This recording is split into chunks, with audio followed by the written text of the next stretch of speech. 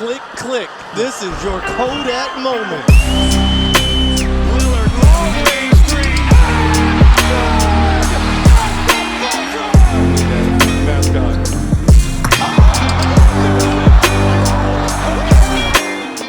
Bonjour à toutes, bonjour à tous et bienvenue sur un nouvel épisode de Beyond the Hoops.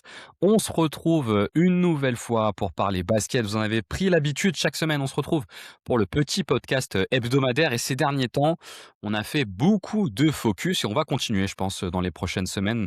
Pour ceux qui n'ont pas l'habitude de l'émission, c'est un peu notre format favori. On prend une équipe, on en parle pendant entre 45 minutes et 1h15 et le but c'est de vous permettre de bien comprendre ce qui se passe dans cette équipe, les différents mouvements, les différentes tendances. Et il y a certaines équipes dont on a l'habitude de parler assez régulièrement et je pense que Denver en fait partie. Depuis quelques années maintenant, c'est une équipe qu'on documente pas mal et comme à chaque fois qu'on parle de Denver, on est avec Jérém. Salut Jérém, comment ça va? Bah, écoute, ça va, ça va. Un peu ému d'être là parce que ça fait longtemps que j'avais pas fait partie du podcast. Peut-être parce qu'on C'est sûr, hein, m'invitait quand plus, je t'achètes sais pas de pas. micro, tu peux pas faire de podcast, Jérém. Ouais, j'ai eu quelques contretemps, ouais, effectivement. Mais là, du coup, voilà, je me suis équipé du même micro que notre présentateur et là, je suis prêt à revenir, là. Ah super, donc on va pouvoir avoir la chance de revoir Jérém, puisqu'en fait, pour tout vous dire, Jérém n'avait plus de micro depuis un mois. Il faut à peu près le relancer toutes les semaines pour qu'il achète un micro. Mais c'est fait et évidemment, quand Jérém revient, il parle de son équipe préférée. Alors ça aurait pu être peut-être les Charlotte Hornets, parce que je crois que tu les regardes pas mal en ce moment. Ouais. Mais ça sera pas les Charlotte Hornets, ça sera les Denver Nuggets. D'ailleurs, tu as fait, quelques articles, dernièrement sur le site, sur Denver, Ouais. mais pas que, il me semble. Alors, bah, non, apparemment, en fait, j'ai parlé de Michael Porter Jr., ce qui peut te Ah oui, donner c'est vrai. l'impression que Oui, j'ai c'est vrai. parlé de Denver. Mais du coup, non, j'ai un article sur Peyton Watson qui doit arriver et sinon, il y a un article que j'ai publié aujourd'hui, mais que j'ai oublié d'envoyer sur les réseaux, mais sur Trae Young, donc si jamais si jamais je l'ai toujours pas envoyé demain, vous pouvez aller le lire. Ouais, c'est très cul-basket ça, vous vous en avez l'habitude maintenant, on fait un contenu, mais on oublie d'en faire la publicité, ce qui permet de bien en parler. Donc on va parler de Denver là, durant cet épisode. On s'était dit qu'on allait peut-être commencer par un petit mot léger sur ce qu'on a aimé dans la semaine, mais vu qu'on est déjà en train de se lancer sur Denver, autant y aller directement. Allez. L'objet en tout cas, c'était de pouvoir, faire un point sur cette équipe dont on n'a pas parlé en fait, à l'été et qui a quand même connu pas mal de mouvements, notamment autour du trade de Michael Porter qui leur avait donné pas mal de flexibilité. Donc on reviendra rapidement sur ce qu'ils ont Mmh. fait, pourquoi ils l'ont fait et ce que ça a pu donner pardon. Et l'idée derrière, c'est qu'on arrive à se faire un peu une revue de l'effectif et des différentes tendances qu'on constate dans cette équipe qui est à la fois dans la continuité de ce qu'elle a pu faire par le passé, mais pour laquelle il y a pas mal de nouveautés, que ça soit le roster ou le coach. Et pour le coup, le moins qu'on puisse dire, Jérém, c'est que pour l'instant, ça marche plutôt pas trop mal, non? Bah, disons que, avant de faire le podcast, je suis super satisfait de la saison, alors que en temps normal, 4 titulaires blessés, tu pas censé être satisfait de la saison, quoi. C'est-à-dire que là, ça fait quand même depuis le 29 décembre qu'il y a pas Jokic, Gordon qui joue un match sur 2, Brown qui est finalement pas revenu, alors qu'on pensait qu'il allait revenir de blessure il y a quelques semaines, Cameron Johnson qui est arrivé, bah, qui est blessé depuis plusieurs semaines aussi. Donc c'est censé être la catastrophe et en fait, ça se passe plutôt pas mal et ça révèle pas mal de monde, donc c'est plutôt cool au final. Ouais, dans ce genre de cas, tu peux un peu être partagé entre c'est trop cool, on a du monde qui se révèle et t'as une autre partie qui est de se dire: «Ça serait quand même bien que nos joueurs stars arrivent à se fiabiliser un petit peu physiquement», parce qu'on sait très bien qu'à la fin, s'ils sont pas là, ça le fera pas, quoi. Ouais, c'est ça, puis enfin, en plus, tu vois, par exemple, il y a des joueurs, tu as l'habitude qu'ils soient absents. Là, c'est quand même un jeu Jokic, normalement, c'est un joueur qui rate pas de match, Ouais, hein. Jokic, quand il ouais. rate des matchs, c'est très, très rare. Christian Braun qui avait quasiment jamais raté non plus de match depuis sa draft, donc c'est vrai que c'est des gros manques et du coup, ouais, c'est la structure de l'équipe quand même, Jokic qui est pas là, quoi. Bah, surtout qu'en plus, votre jeu est quand même construit autour de Nikola Jokic et donc quand il est pas là, c'est tout le système en fait, qui se grippe. Ouais, Mais pour le coup, les résultats depuis qu'il est pas là sont plutôt pas mal, mais on va revenir dessus. En tout bien cas, sûr. ça a l'air d'être fonctionnel. Peut-être justement pour démarrer, Jérém, est-ce que tu peux nous rappeler un peu quels ont été les mouvements de l'été en 2 mots? Juste pour qu'on se les remette bien en tête. Il y a quand même eu des changements un peu profonds dans l'effectif et ça peut être bien de se les remettre en tête. Ouais, bah, Denver, du coup, est arrivé dans l'été avec quand même pas mal de questions. Je pense que les playoffs étaient à la fois réussis et à la fois décevants parce que tu savais que tu étais quand même très limité sur certains aspects et bah, ce qui semblait, je pense, c'était mon cas, j'avais écrit 2 fois dessus, c'était le cas de beaucoup de fans de Denver. l'évidence, c'est qu'il fallait que Michael Porter Jr. parte, et pas spécialement parce que Michael Porter Jr. n'est pas un bon joueur ou n'était pas bien intégré chez ces Nuggets, mais parce que c'était le troisième contrat max de l'équipe et que le faire partir permettait de remodeler l'effectif. Et donc c'est finalement ce qui s'est passé. Euh, c'est produit un trade que moi j'avais imaginé, mais que j'osais pas espérer parce que le trade Porter Jr. contre Cameron Johnson comme ça en sec, bah, ça libérait du cap. Et en plus, il n'y a pas eu de demande importante de leur part en termes de tour de draft. Donc c'est vrai que bah, ça permettait de remplacer un joueur par un joueur. Et Cameron Johnson sortait d'une très très bonne saison, mais pour moitié prix que Porter Junior. Et du coup, dans la foulée de ce trade, bah, il y a eu 3 arrivées vraiment marquantes. La première, c'est un retour, c'est Bruce Brown. Alors on va en parler, mais c'est pas le Bruce Brown qui est parti en 2023 qui est revenu, mais mine de rien, c'est quand même un joueur très fonctionnel. Et puis, je pense les 2 principales finalement arrivées sur le banc, c'est d'un côté Tim Hardaway Junior, dont on va parler, qui est absolument exceptionnel depuis qu'il est là. Franchement, je pense que c'est sa meilleure saison en carrière potentiellement. Et bah, Jonas Valanciunas. Et Jonas Valanciunas, ça faisait beaucoup parler, et notamment bah, Paul, hein, de l'équipe, qui considérait que c'était pas du tout le profil qu'il fallait à Denver, et qui comprenait pas que moi je voulais Jonas Valanciunas depuis la trade deadline de l'an passé. Et c'est vrai que quand il est arrivé, c'était bah, génial, parce que on va en parler, mais ça permet d'émuler finalement une forme de répétition de ce qu'on peut faire avec Jokic sur le banc. Donc voilà. Sachant que peut-être ce qu'on peut ajouter, c'est que, la structure des contrats de Denver était quand même plus adaptée à l'ancien CBA qu'au nouveau. Oui. Et donc ils avaient besoin de faire un mouvement pour être plutôt dans le nouveau CBA qui, on le rappelle, en fait, avec les principes des premiers apron et second apron, fait que si vous êtes largement au-dessus, du salary cap, enfin du cap, pardon, vous vous retrouvez à ne plus avoir de mobilité. Et Denver avait construit cet effectif en se disant: «On se base sur l'ancien CBA», donc des très gros contrats, notamment pour, Mmh. Aaron Gordon, qui était le plus petit des 4, mais Aaron Gordon, Nikola Jokic, Jamal Murray et Michael Porter Jr. Et avec le nouveau CBA, ils avaient aucune flexibilité. Et en arrivant à l'été, cette équipe qui avait quand même un constat, qui était partagé, qui était de dire qu'il y avait pas de banc. Le 5 était très fort, le 5 de Denver historiquement est très, très fort, mais il y avait pas de banc. Avait besoin de trouver un moyen de trouver de la flexibilité, tout à la fois pour pouvoir prolonger Christian Brown, en tout cas Mmh. assumer sa prolongation, tout en, constituant un banc à cette équipe. Et c'est donc ce qu'ils ont réussi à faire pendant l'été, tu l'as dit.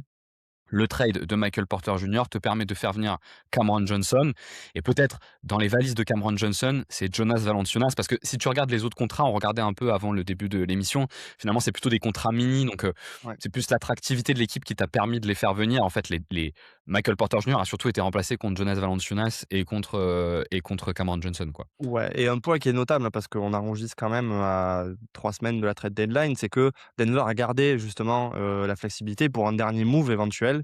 Et donc ce move pourrait aussi venir à la trade deadline pour venir OK. combler une dernière lacune ou une blessure éventuelle. Donc du coup, c'est vrai que on se dit que finalement, il y a que Jonas Valanciunas qui a été enfin, pour qui on a utilisé le cap, mais en fait, il y a encore de la marge pour aller chercher un autre joueur. Il y a eu un autre mouvement qui a été important, qui date d'un tout petit peu avant l'été. C'est le changement de coach avec, Ouais. Adelman, qui a pris la place de ton coach préféré, Jérém. Je pense qu'on peut dire que Ouais. c'était ton coach J'étais préféré. content, hein, quand il est parti. Ah là, qu'est-ce que j'étais content. Tu as vu, la séquence cette semaine, on lui a demandé, j'ai oublié son nom, Mike Malone. On lui a demandé cette semaine de décrypter le jeu de Denver sans Jokic ou pas? Tu l'as vu cette Bah, en fait, séquence? j'ai pas vu la séquence, mais j'ai vu des tweets qui se moquaient de la séquence. Donc Ah ouais. faudrait que j'aille la voir, ouais. Parce Et qu'un du des coup gros problèmes qu'on avait avec lui, c'était l'incapacité en fait de jouer, sans Nikola Jokic. Mais bon, je trouve que parfois on met de côté le fait qu'il avait réussi à construire un jeu très, très fonctionnel autour de Jokic, quand même. Mais en tout cas, il il était pas très aimé, par à minima par Jérémy. voilà, non, mais alors on parle pas mal de fans de Denver quand même, j'étais pas le seul, mais c'est vrai qu'on dit souvent qu'il a construit un jeu autour de Jokic. Après, quand on suit l'équipe d'un peu plus près, le schéma offensif avait quand même été, normalement dessiné par Chris Finch, donc le coach D'accord. actuel des Minnesota Timberwolves. Donc Mike Malone était surtout venu pour être un coach défensif, et c'est vrai qu'offensivement, je pense que son manque de créativité s'est quand même ressenti tout du long, quoi. Ouais, c'est quand même un peu fait ressentir. Donc on reviendra sur Adelman. Le troisième élément marquant de cette saison, c'est la longue blessure de Nikola Jokic qui a fait que il y a enfin, en tout cas une blessure d'un bon mois et demi qui fait Ouais. qu'en tout cas depuis un moment, il y a plus Jokic qui permet de se tester sans lui. Et on reviendra sur l'ensemble de ces points-là. Mais du coup, ce que je te propose, Jérém, comme on se l'est dit, c'est qu'on commence un peu en voyant, comment la greffe a été prise, comment la greffe a pris autour des nouveaux joueurs qui sont arrivés dans cette équipe, qui avait pour but un peu de la régénérer. Peut-être qu'on Ouais. peut commencer par le plus marquant d'entre eux. C'est peut-être pas le meilleur, mais le plus marquant d'entre eux, c'est Cameron Johnson. Ouais. Qu'est-ce qu'on attendait autour de Cameron Johnson et qu'est-ce que ça a donné?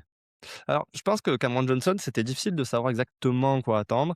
On attendait de lui, de toute façon, de remplir le rôle de Michael Porter Jr. à minima et il sortait d'une saison, mine de rien, Cameron Johnson, où il était quand même une forme de première option au Brooklyn Nets et c'est vrai que ce qui était attirant chez lui, c'était que on savait que c'était un bon shooter. Il l'avait montré à Phoenix, il l'avait montré à Brooklyn. On savait qu'effectivement, il avait une palette de tirs qui était intéressante et qui pouvait permettre, de reproduire un peu ce qui était fait par Michael Porter Jr., même si effectivement, je pense que ce que prouve quand même, ces 3 derniers mois, c'est que Michael Porter Jr. est vraiment un shooter d'un très, très haut niveau et que tu peux pas vraiment reproduire. Mais ce qui était très intéressant, c'est que Cameron Johnson est à la fois offensivement un joueur plus polyvalent. C'est-à-dire que contrairement à Porter Jr., lui, il est capable, balle en main, de générer des choses et donc il semblait que dans le jeu, de Denver qui est fait de beaucoup de split action, Cameron Johnson pouvait ne pas être juste un joueur qui était en dehors du système, mais un joueur qui allait s'intégrer à ce système de la même manière qu'un Aaron Gordon, qu'un Jamal Murray et pas juste attendre dans le corner. Ouais, exactement. C'est vrai que j'aime bien que tu parles de ça quand même parce que c'est vrai que autour du départ de Michael Porter Jr., je pense qu'il y avait une forme de consensus sur le fait qu'il devait partir parce qu'il était un peu OK. dans une phase de régression, en tout cas dans son parcours avec Denver. Mais moi, j'aime bien que tu notes ça. Michael Porter Jr., c'est un joueur qui, notamment quand vous êtes allé jusqu'au titre, a montré des qualités de shot making qui étaient vraiment exceptionnelles. Et c'est un des meilleurs shooters de système en fait de la ligue parce que c'est un des rares joueurs qui cumule à la fois une grande taille, une vraie grande taille, plutôt une bonne caisse physique et une vraie capacité à circuler dans les écrans pour shooter. Et donc forcément, le remplacer, c'est quelque chose d'assez difficile. Le profil de Cameron Johnson, on va dire qu'on est sur un très bon shooter, loin d'être autant élite Que que ce Porter que peut Jr. l'être Michael Porter Jr. Mais par contre, on ajoute normalement un peu de connecting défensif, Mmh. plutôt un bon connecteur défensif et un peu surtout de connecting d'attaque. Ouais. Ce qui doit permettre d'éviter d'avoir le phénomène qu'on avait avec Michael Porter Jr. qui était: «J'ai le scoring, mais j'ai rien d'autre, quoi». Et Oui. hem et c'est vrai que c'était important ça, ouais. Ouais. Bah, ouais, non, mais c'est ça, c'est effectivement, je pense, une des grandes frustrations d'ailleurs de Porter Junior et ce qui fait que il a dû partir aussi, c'est que s'il avait su apporter ce connecting, voire cette création qu'on pouvait attendre d'un joueur avec un contrat maximum, peut-être que les choses auraient été différentes. Mais vu qu'il est, très emprunté balle en main, on pouvait se dire que ce qu'on allait perdre sur le shoot, finalement, on allait le retrouver, dans le connecting, dans, le jeu de split action où tu peux très bien imaginer prendre des décisions, aller au cercle, faire la bonne passe. Alors que c'est vrai que Porter Junior, il y avait un peu un côté joueur de fin de système, donc quand il a la balle, généralement, ou il tire ou il tire, quoi. Donc c'est vrai que, ça le rendait beaucoup plus prévisible, que ce que peut être Cameron Johnson. Il y a un combo, quand même, assez notable, chez, Michael Porter, Jr. C'est quand même un combo de, pour le coup, vraiment pas de dribble et vraiment pas de passing C'est qui ça. qui fait que c'est très compliqué, quoi. C'est ça et je pense pas que c'est un manque de volonté de sa part de passer, hein, ce qu'on a vu chez Porter Junior. Il y avait beaucoup tu sais, il y avait beaucoup de mèmes dans la fan de Denver, tu sais, où quand tu donnes la balle à Porter Junior, Ouais. tu la revois jamais. Je pense pas que c'était ça parce que Porter Junior, pour moi, c'est un joueur de système.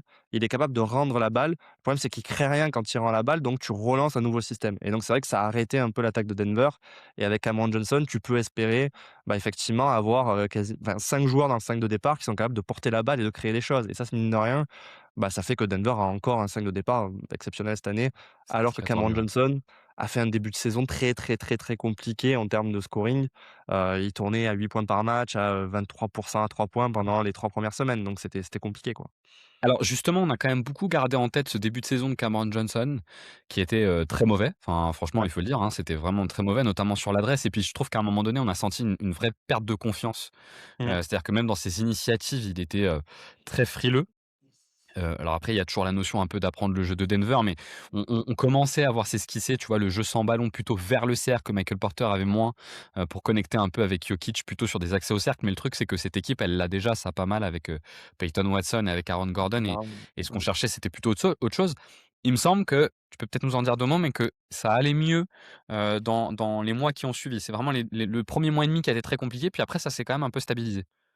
Déjà, ça s'était stabilisé au moment où effectivement le tir est rentré, mais en fait, je pense que Ouais. ce qu'on a un peu minimisé, c'est que on a tendance à voir des joueurs qui arrivent à Denver et qui s'intègrent très, très vite et qui profitent très, très vite de la présence de Nikola Jokic et moi le premier. Donc je m'attendais à un joueur comme Cameron Johnson qui avait joué un peu le rôle de première, deuxième option, qui avait été un role player, d'effectivement se fondre très facilement aux côtés de Nikola Jokic. Et en fait, c'est vrai qu'en re-regardant des matchs, je me suis rendu compte que peut-être qu'il pêchait, c'est qu'en fait, il ne comprenait pas bien le système et il n'arrivait pas à le lire aussi rapidement que des Jamal Murray, que des Aaron Gordon, que des Jokic qui jouent ensemble depuis, pour certains, 10 ans, pour d'autres, au moins 6 ans. Et il s'est intégré moins vite que j'aurais pensé et je pense que ça sapait sa confiance parce qu'en fait, il ne savait pas, comment se déplacer et donc il n'arrivait pas à trouver des positions préférentielles et les positions sur lesquelles il est à l'aise. Et donc il y a eu une phase où ils l'ont un petit peu sorti de ce jeu à 3 qui est la marque de fabrique des Denver Nuggets. Et puis il a recommencé effectivement à être impliqué et c'est revenu petit à petit. Donc certes, c'est pas la production en termes de scoring de Porter Junior, mais en fait le 5 de départ est tellement fort que c'est pas si gênant en fait. Ouais, peut-être ce qu'on peut aussi ajouter, c'est que moi je trouve qu'on n'a pas retrouvé sa création qu'on avait un peu quand même à Brooklyn. C'est un joueur quand même qui arrivait à créer un peu, tu l'as dit, avec plus d'options. Peut-être que c'est aussi une question de temps d'adaptation, sur ce nouveau système et la partie connecting d'attaque, finalement, tu vois, elle s'est retrouvée être, assez, je sais pas si limité c'est le bon terme, mais un peu réduite à l'essentiel, quoi. Ouais, mais je trouve que tu peux le voir quand vraiment tu fais attention et que tu te focalises que sur lui sur le terrain.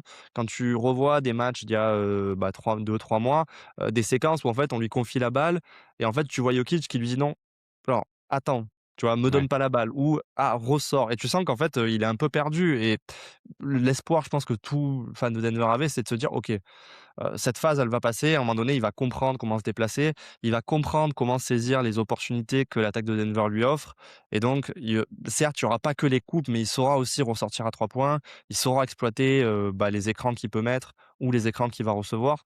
Et donc, potentiellement, à un moment donné, quand même, l'adresse qu'on lui a connue, il va la retrouver. Et je pense que, certes, il n'y a peut-être pas autant de tickets shoot que ce qu'il avait à Brooklyn, mais il peut être très efficace et c'est ce qu'on attend de lui. C'est pas forcément un volume de 18-20 points, mais un truc de OK, même si tu es à 14-15 et que, tu es efficace, en fait, c'est très, très bien, quoi. Là, vous avez le droit à un Jérém, assez optimiste. Moi, j'ai quand même Mmh. souvenir d'un message sur la conversation, Au au mois début, de ouais, non, il a novembre capté. qui était: «C'est le premier joueur que je vois de ma vie que sait pas jouer avec Jokic». Ouais, mais clairement, c'est pour ça que je dis, moi, j'ai pas été patient parce que j'ai tellement vu de joueurs, tu vois, comme Bruce Brown, par exemple, qui s'est adapté immédiatement que je me Voir disais: Russell «C'est Westbrook, pas hein, normal qui que avait Cameron retrouvé Johnson n'y un arrive peu pas». de voir Russell Westbrook qui avait retrouvé presque un peu de lien en attaque en jouant avec Jokic, ce qui était quand même le cas un peu Exactement, extrême, hein. Ouais, exactement. Donc c'est vrai que ouais. c'était étonnant et j'étais étonné qu'un joueur qui me paraissait quand même très intelligent off ball n'y arrive pas, quoi, mais Mais finalement, ça limite. ça a fini par prendre et c'est vrai que ces dernières semaines, en tout cas avant sa blessure, c'était plutôt satisfaisant. Deuxième gros joueur, dans le trade, Jonas Valanciunas. Alors c'était pas dans le trade, Mmh. c'était par ailleurs, mais d'ailleurs, on revient pas dessus, mais qui a failli pas être dans l'équipe finalement parce que lui, il voulait retourner en Europe pour la petite histoire et Ouais. finalement, il a été un peu contraint de rester. Et bah, écoute, elle marche bien cette rotation, au poste de pivot. Bah, je pense que alors, on n'a pas parlé des problématiques de banc de Denver en détail, mais, une des problématiques récurrentes depuis des années, c'était le backup de Nikola Jokic et depuis des années, en fait, alors il y a eu l'année du titre où il y avait Jeff Green qui jouait un rôle de pivot mobile, mais sinon, c'est vrai que ça fait des années que Denver se traînait entre des, DeAndre Jordan, Dario Saric l'année dernière, des joueurs qui pouvaient pas vraiment être utilisés, qui avaient plus vraiment le niveau et donc Jonas Valanciunas, bah, qu'est-ce qu'il apporte? Il apporte pas en fait de solution alternative à Jokic. Par exemple, il apporte pas la protection de cercle, qui fait défaut au relais de Nikola Jokic, par exemple, mais comme je disais, il peut réémuler en fait une attaque qui ressemble à celle, que Jokic propose face à des joueurs de banc. Donc même si c'est moins bon, ça permet de fonctionner et mine de rien, Valanciunas, c'est un joueur qui sait jouer poste haut et qui sait, faire la plaque tournante de l'équipe. Il l'a fait aux Pelicans notamment et c'est pour ça qu'on savait qu'il était capable de le faire. C'est un excellent rebondeur Ouais, et mine de ouais. rien, ça va Mmh. très bien à cette équipe de Denver qui est quand même une équipe généralement assez grande et assez costaud et qui sait, peut-être pas autant que les Rockets, mais vraiment jouer le jeu des possessions. C'est un joueur qui peut, très bien, recevoir la balle, que ce soit sur du pick and roll ou au poste et aller chercher quelques paniers et c'est vrai que Denver, une des grosses problématiques qu'ils avaient depuis des années, c'était que à partir du moment où Nikola Jokic sortait, l'attaque tombait complètement en désuétude et je pense pas que ce soit que du fait de Jonas Valanciunas que ça fonctionne. Mais par contre, c'est clairement un élément qui permet, de créer une forme de reproduction et je pense pas que ce soit le meilleur des arrivants, mais ça fait le taf. Oui, d'autant que effectivement, un des enjeux, tu l'as dit, c'était de pouvoir, limiter l'impact des minutes sans Nikola Jokic. Pour vous donner un ordre d'idée, l'année dernière, Denver et le on-off de Nikola Jokic était d'à peu près, +19. C'est-à-dire entre quand il était sur le terrain et pas sur le terrain, donc +11 en l'occurrence quand il était sur le terrain et je crois qu'on est à -8 quand il était Ouais, hors dehors du terrain et cette année on est descendu à -14-15, ce qui est pardon à +14-15 donc on a baissé de 4-5 points. Ce qui était un peu l'enjeu en fait pour Denver, c'était d'éviter ce fossé qui était trop important. Quand on a un joueur comme Nikola Jokic, vous savez très bien qu'il va avoir un fossé, mais l'enjeu c'est de le réduire un petit peu. Je pense qu'il y a une deuxième option en plus à laquelle répond Jonas Valanciunas qu'on a vu sur des toutes petites minutes, mais qu'on a vu notamment contre Houston, c'est qu'il y a quand même un mmh, concurrent qui arrive, qui est très, très fort au rebond, qui joue très, très grand et Valanciunas apporte une possibilité pour des courtes séquences, pour pouvoir jouer avec les 2 ensemble si jamais on tombe contre ces équipes qui jouent très grand et qui sont très agressives au rebond. ouais, ouais. Alors effectivement, j'ai pas regardé, hein, mais je pense que ça doit être 25 minutes sur la saison C'est 25 maximum. minutes. C'est Ouais, 25 voilà, minutes, ouais. OK. Mmh. Ça a dû arriver contre des Pelicans vite fait, contre Houston et peut-être une ou 2 autres reprises. Ça marche pas très, très bien, mais c'est vrai que face à des équipes, qui jouent un peu ce jeu des possessions à l'extrême, je pense pas qu'ils soient venus pour ça, mais ça offre l'option à Valanciunas de jouer, on va dire, des rotations à 2. Là où c'est inquiétant, c'est quand même on est sur 2 joueurs avec une mobilité latérale absolument catastrophique et donc même contre des équipes qui ont pas forcément un super spacing, j'ai peur que ça soit un peu journée porte ouverte, côté défensif si le premier rideau est pas exceptionnel, quoi. J'ai toujours trouvé que moi, Valanciunas, il était pas si cata que ça en défense. Il faut vraiment qu'il défende sur du drop ou du deep drop, mais que la protection de cercle, elle est pas si cata parce qu'on est quand même sur un corps, un des corps les plus puissants de la ligue, hein, quand même, Ouais, Jonas ouais. Valanciunas et ça permet, tu vois, un minimum de faire ce taf-là et d'autant qu'il a une vraie valeur et là, pour le coup, Jokic a un peu la même, c'est cette capacité à prendre le rebond s'il y a stop. Ouais. Parce que en réalité, quand vous jouez avec un protecteur de cercle qui est très bon, mais qui prend pas les rebonds, bon, finalement, ça fait juste donner des chances à l'équipe adverse. Alors, on est loin d'être sur un défenseur élite, hein, on est sur un défenseur Non. moyen, même pas très bon, mais tu sais, il t'apporte un peu ce minima qui finalement, est-ce que tu as une vraie différence défensive entre Valanciunas et un DeAndre Jordan à 35 ans? Ah Finalement, en non, je pense défense, même pas. pas tant que ça, quoi, tu vois. Je pense pas, c'est juste que tu aurais pas fait évoluer, DeAndre Jordan avec Nikola Jokic, je pense. En plus, J'ai ouais, pas tout à fait, souvenir ouais. que ce soit arrivé. Alors que là, la tentation de mettre les 2, le problème, c'est qu'en fait, comme tu dis, Valanciunas, il est bien sur du drop. Jokic, dans un monde idéal, tu as envie qu'il soit en deep drop, sinon tu es obligé de faire du edge. Mais en fait, quand tu fais du edge, tu as besoin d'avoir des joueurs qui sont quand même capables de faire des rotations très fortes et si tu as Valanciunas pour faire ta rotation, C'est un peu compliqué. ça peut être compliqué. Donc c'est vrai que c'est un truc que tu peux sortir de manière, homéopathique 3 minutes dans une série, mais je pense que ça marche pas sur un match, quoi, ou sur une séquence de 10-12 minutes. Et puis tu l'as dit, hein, Valanciunas, il t'apporte, ce plancher de défense, de d'attaque pardon, ce plancher d'attaque qui est hyper intéressant, quoi. Tu sais C'est très ça. bien que quand tu as ton attaque qui tourne autour de Jonas Valanciunas, tu vas pas être sur une attaque top 10 NBA, mais tu sais que tu descendras pas en dessous en réalité d'une attaque, top 16, top 17 sur ces séquences-là et en fait, c'est de ça dont Denver a besoin, c'est-à-dire de limiter un petit peu la casse. D'autant que là, pour moi, tu l'as dit, mais pour moi, c'était plutôt une surprise. Effectivement, son passing est pas si mal, finalement, mais il est d'autant Mmh. plus pas si mal que enfin, il est OK, quoi, tu vois? C'est Bah, pour fonctionnel. moi, on le savait, tu vois? C'était un truc, on le savait, on l'avait vu aux Pelicans, tu vois? Donc j'avais pas de crainte là-dessus, quoi. Beh, d'autant qu'en plus, pour le coup, il génère beaucoup de pression sur la défense et pas mal de chaos parce qu'au poste bas, il est vraiment très puissant et très fort Mmh. et du coup, il y a beaucoup de prises à 2 qui sont générées ou de pré-prises à 2, qui lui permettent de faire tourner un peu la balle et d'alimenter un peu le scoring de l'équipe. Donc la greffe Valanciunas, pour le coup, elle a plutôt rempli la case, demandée. Hem et ensuite, peut-être le troisième joueur dont il faut parler, mais je ne sais pas s'il faut en parler avant de parler d'Adelman. Bon, on va en parler quand même, parce que je trouve qu'il est aussi pas mal dépendant du style de jeu de l'équipe. Mais le troisième joueur dont il faut parler, on va mettre de côté un peu Bruce Brown. Bah, c'est un joueur qu'on adore tous les 2, c'est Tim Hardaway Mmh. Junior. Ouais. Et alors Alors Tim autant moi Hardaway j'aimais Junior, qu'est-ce que ça donne? bah, en fait, moi j'ai toujours bien aimé Tim Hardaway Junior, mais c'est un joueur et d'ailleurs moi c'est ce que je pensais quand il est arrivé à Denver, qui a toujours été très irrégulier. C'est-à-dire qu'il a des périodes où il a très, très chaud et il peut tourner à 40 42 à 3 points. Il y a des périodes au contraire où ça veut pas rentrer et où ça peut être beaucoup plus compliqué pour lui. Mais en fait, là, dans son arrivée à Denver, bon déjà l'adresse, heu, j'ai pas le chiffre en tête, j'irai le chercher, mais en termes d'efficacité, je crois qu'il est dans le 90-95e centile chez les ailiers et il est en feu complet. 88e. Il est 88e? 88e, OK. centile, ouais. Mmh. Donc je pense qu'il a jamais fait en carrière et en plus d'avoir l'adresse à 3 points, c'est qu'en plus, bah, en fait, quand, il récupère la balle en mouvement, bah, il a aucun problème à aller chercher, ses paniers au cercle et ça, c'est cool parce que j'avoue que je l'avais pas trop suivi l'année dernière parce que je regardais pas les Pistons et j'étais assez étonné de le voir toujours aussi mobile et toujours aussi agressif et vu qu'il a en fait, il a non seulement le shoot aux 3 points, mais aussi le pull-up à mi-distance, en fait, en sortie de banc, tu as une sorte de menace aux 3 niveaux qui clairement fait augmenter le plafond de l'équipe, mais de manière, je trouve, stratosphérique, quoi. Genre vraiment, il y a, enfin, c'est lui qui change le banc de Denver pour moi, avant toute chose. Il y a peu de joueurs, je pense, dans la ligue qui sont autant dépendants de leur shot making que lui. Parce que pour le coup, Tim Hardaway Jr., tu parlais tout à l'heure de Michael Porter Jr. et de sa capacité à lâcher la balle. Tim Hardaway Jr., on est sur un cimetière à ballon. Ah Là, oui, pour le coup, oui, vraiment, tu oui. lui donnes la balle, tu la reverras pas. Et Et je d'ailleurs, il pense perd d'ailleurs, très, très peu la ce balle. qui est cool, c'est que, bah, justement, ça vient un peu remplacer ce côté-là que pouvait avoir Porter Junior et en plus inconscient, parce que pour moi, Porter Junior reste quand même un joueur de système, alors que Tim Hardaway Junior, pas vraiment, quoi, tu vois? C'est un joueur qui prend C'est son ce qu'on disait initiative. c'est ce qu'on disait tous les 2. Il a un côté lui, c'est vraiment le joueur qui a rien à perdre.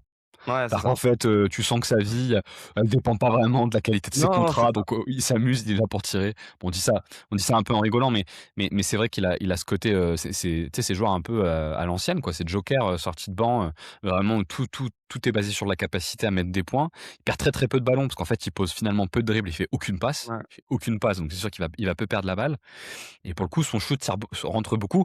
Moi, je trouve qu'en plus, ce qui est intéressant avec Tim Hardaway Jr., c'est qu'il t'apporte une option offensive qui est la Qui early vient pas offense. C'est un très, très bon joueur de early offense, très bon shooter de première intention et ça pour le coup, moi quand j'ai vu Denver, je trouvais qu'on le voyait assez souvent. Ce jeu de relance, notamment quand Jokic est pas sur le terrain, l'utilisation de ce jeu de relance et de son shot making, à 3 points en première intention. Bah, c'est ça et mine de rien, ça change, je trouve, la dynamique de l'attaque de Denver parce que l'année dernière et les années précédentes et on en a souvent parlé ensemble, une des choses qui moi me rendait dingue, c'est que l'attaque de Denver quand Jokic sortait, généralement c'était le Murray game. C'était un jeu fait d'isolation et de pick and roll avec vraiment mais, une volonté de brûler, le chrono qui était nette et une efficacité offensive absolument affreuse et là au moins il y a une forme d'alternance systématique parce que tu as l'arrivée de Valanciunas dont on parlait, Tiens, bah, effectivement, Jamal Murray et on va y revenir, mais qui fait quand même une saison de niveau qu'il n'a jamais eu et en plus, Tim Hardaway Junior qui, autant sur le early offense que parce qu'il y a quand même pas mal de systèmes pour lui, pour le faire jouer en catch and shoot, bah, en fait, mine de rien, l'attaque sans Jokic est beaucoup plus équilibrée et je préfère presque Tim Hardaway Junior sans Jokic parce que c'est clairement lui qui offre au Générateur banc une d'attaque. forme d'alternative. Ouais, tout à fait. Mais d'ailleurs, cette, transition vers un jeu plus de transition, on l'avait déjà vu un peu l'année dernière, l'arrivée de Westbrook avait quand même un peu accéléré le jeu de Denver et ils avaient commencé à prendre cette option de jouer plus vite pour moins s'appuyer sur Jokic pour le coup. Ouais, Et ils c'était à sont allés dans le travers prolongement de Brown ça, ouais. et Westbrook qui étaient excellents là-dessus et effectivement la question s'était posée avec le départ de Westbrook. Est-ce qu'il y a pas une perte qui va se faire là-dessus? Et bah, écoute, Hardaway Junior fait le travail. Jokic quand il est sur le terrain fait un très gros travail de relance et la défense est aussi meilleure que l'année dernière donc du coup ça aide un peu et puis ouais, ouais, non clairement collectivement ils ont embrassé le truc et bah, ouais, c'était nécessaire, quoi. Alors on a un peu fait le tour là des joueurs, nouveaux pour le coup, donc on va se retrouver à parler parce qu'il y a quand même, des choses notables chez des joueurs qui sont là depuis longtemps, mais peut-être ça peut être bien de se redire un mot quand même sur Adelman, qui est arrivé en fin de saison dernière et on avait déjà vu dans les playoffs quelques changements, dans le jeu, notamment l'utilisation de la zone qui était un peu plus importante, qu'on avait moins l'habitude de voir chez Mike Malone et qui peut être un peu intuitive en fait quand tu as Nikola Jokic de défendre un peu Ouais, plus en zone, ça peut paraître de bon sens. Hem et ça avait notamment permis d'avoir un plancher défensif, qui était intéressant. Le problème de la zone, ouais. c'est que votre plafond, il est jamais très, très haut. Mais en tout cas, ça vous donne un plancher intéressant. Globalement, qu'est-ce que tu vois, toi, comme changement avec, l'arrivée d'Adelman, depuis le début de saison? Alors, bah, je dirais que défensivement, tu reprends quand même pas mal de préceptes qui étaient déjà sous Mike Malone. Il y a toujours cette volonté de cacher Jokic au maximum ou de l'impliquer, très tôt dans la défense en espérant faire lâcher la balle aux joueurs qui l'attaquent. On l'a déjà dit en podcast, hein, c'est de plus en plus dur, je trouve, de cacher des joueurs. Et donc du Surtout coup, c'est Jokic. vrai que ouais, c'est ça et du coup, bah, surtout un pivot, en fait et c'est Bah, vrai surtout que le du pivot, ouais, tout coup à fait. moi, ce que je trouve qui est marquant chez lui, c'est ce que tu disais, c'est l'utilisation, bah, beaucoup plus extensive de la zone et des défenses en stud, qui sont quand même des défenses un peu plus de dézonées, on va dire et je trouve que défensivement, c'est à peu près ça qui est marquant. Par contre, offensivement, ce qui me plaît beaucoup, bah, je pense que c'est un peu ce que je disais, c'est que dans les minutes avec Jokic, je pense qu'il n'y a pas eu un énorme changement, si ce n'est que, le jeu de split action est beaucoup plus important et que, il y a beaucoup de choses que je trouvais et on en parlait l'année dernière où je disais: «C'est gadget chez le Nuggets». Par exemple, le fait de faire du pick and roll inversé, Denver le fait enfin, l'a fait très tôt avant tout le monde. Voilà, le pick and Mmh. roll inversé où Jamal vient poser un écran pour Jokic. Le truc, c'est que c'était gadget parce qu'on le voyait une fois tous les 2 matchs et c'est vrai que là, je trouve ça très cool, c'est que tu peux très bien voir effectivement, Peyton Watson qui pose un écran pour Zeke Naji, Zeke Naji qui est pas un joueur que tu imagines balle en main, qui prend l'écran et qui fait une passe à Peyton Watson qui finit au cercle et je trouve ça très cool parce que n'importe quel joueur aujourd'hui peut faire ce genre d'action et a la liberté de le faire. Et le deuxième point, je trouve très important, c'est en fait l'attaque sans Jokic, où on a plus Ouais. cette impression que toute l'attaque s'arrête et qu'on attend que Jamal Murray produise quelque chose. Là, vraiment, il y a un jeu autour qui est incarné notamment par Tim Hardaway Jr., qui est permise par l'arrivée de Jonas Valanciunas, qui offre aussi une alternance avec du jeu de handoff et pareil, cette émulation du jeu, enfin la reproduction du jeu avec Jokic. Et globalement, c'est plus vivant, quoi. C'est plus vivant et ça, c'est vrai que c'est cool parce que le, ouais, le plancher du banc est beaucoup plus haut, quoi. Bah, c'est sûr que c'est ce que tu dis, ce qui était embêtant avec, l'attaque, sans Jokic, c'était ces sensations de gain de temps, qui était vraiment, en fait, comment on arrive à pallier ces minutes-là et ça se transformait notamment par énormément, d'isolation pour Jamal Murray et de surutilisation de Jamal Murray. Le problème quand tu as un joueur comme Jamal Murray, c'est que il a quand même tendance, même quand Jokic est sur le terrain, si tu joues lentement, à beaucoup prendre la balle et du coup, une des premières possibilités pour lui enlever un peu la balle des mains, c'est de jouer plus vite. Parce que là, tu Mmh. sais que du coup, il va moins, utiliser ça. Il se trouve qu'effectivement, Jonas Valanciunas, de toute façon, quand il est sur le terrain, c'est un générateur de mismatch. Donc comme c'est un générateur de mismatch, tu vas te retrouver à lui donner la balle un certain nombre de séquences. Et en fait, tu es pas sur un changement drastique, mais tu as un rééquilibrage un petit peu de tes forces en présence qui permet de t'aider. Sur la partie défensive, c'est toujours compliqué, je trouve, tu vois, de jauger les coachs sur la défense, que tu es très dépendant de ton personnel. Globalement, ce qu'on peut dire, c'est que la défense de Denver, elle marche pas très bien, hein. Ils sont 23e défense, au moment où on parle, ce qui est quand même assez bas, ou 22e, non 23e Ouais. défense au moment où on parle. Alors avec le petit bémol qu'on peut dire, c'est qu'en fait le roster a éclaté sous les Ouais. blessures très, très tôt. Alors franchement, c'est un indicateur merdique que je vais donner, mais quand même sur le début de saison, avant la blessure de Gordon, tu es la 5e défense NBA. À partir de la blessure de Gordon, puis des blessures qui ont suivi, Denver a chuté et là, c'est vrai que, depuis la blessure de Gordon, on est la 29e, enfin Denver est la Ouais. 29e défense NBA, ce qui arrive effectivement à 22-23e sur l'ensemble de la saison et j'avoue que c'est un peu un mystère, quel est le niveau réel de cette équipe. Mais on sait aussi que Denver, l'année dernière l'a déjà fait, c'est une équipe qui en saison régulière fait pas trop les efforts en défense en plus donc Moi, je trouve en tout cas que sur leur défense, il y a, 2 éléments qui me dérangent, quand même assez nettement. Le premier, j'en parle souvent quand on parle de Denver, mais quand même il faut le dire, c'est la défense de Nikola Jokic qui est quand même vraiment problématique parce qu'on a quand même vu, beaucoup de matchs où il se fait cibler et à partir du moment où tu dois le faire sortir de la raquette, c'est très compliqué. Je vous invite à regarder le match contre Golden State par exemple en début de saison. Alors c'est le pire match-up pour eux, hein. Stephen clairement. Curry, il y a probablement pas pire match-up pour Nikola Jokic parce que ça l'oblige à sortir mais c'est une catastrophe. Enfin franchement c'est une catastrophe totale. Moi, je trouve que de plus en plus chez Jokic, je vois des séquences où il est un peu paumé en défense. C'est-à-dire que, tu sais, la première rotation, il l'a à peu près, mais alors à partir de la deuxième, il sait plus trop où il doit se positionner. Je pense que c'est pas un problème intellectuel, c'est qu'il y a un peu de désengagement, mental parce qu'il y a trop d'attaques qui reposent dessus, mais bon, sur un pivot, c'est vraiment problématique. Mmh. Et moi, j'ai noté un dernier élément, qui là, tu vois, en préparant le podcast, en regardant un petit peu des matchs de Denver qui m'a marqué, c'est je trouve que c'est une équipe qui est très frêle. Et en fait, je trouve que globalement, les équipes, elles arrivent, tu sais, à avancer, dans la zone intermédiaire assez facilement. Et du coup, je re-regardais, tu vois, les profils de joueurs qui ont des temps de jeu qui sont pour le coup importants. Et c'est vrai qu'en fait, tu es souvent sur des arrières. Il y a quand même un vrai goût, tu vois, pour ces arrières ou ces ailiers assez fins. Parce que Peyton Watson reste un ailier quand même qui est assez fin. Et du coup, je trouve que c'est une défense qui a du mal à éviter l'enfoncement.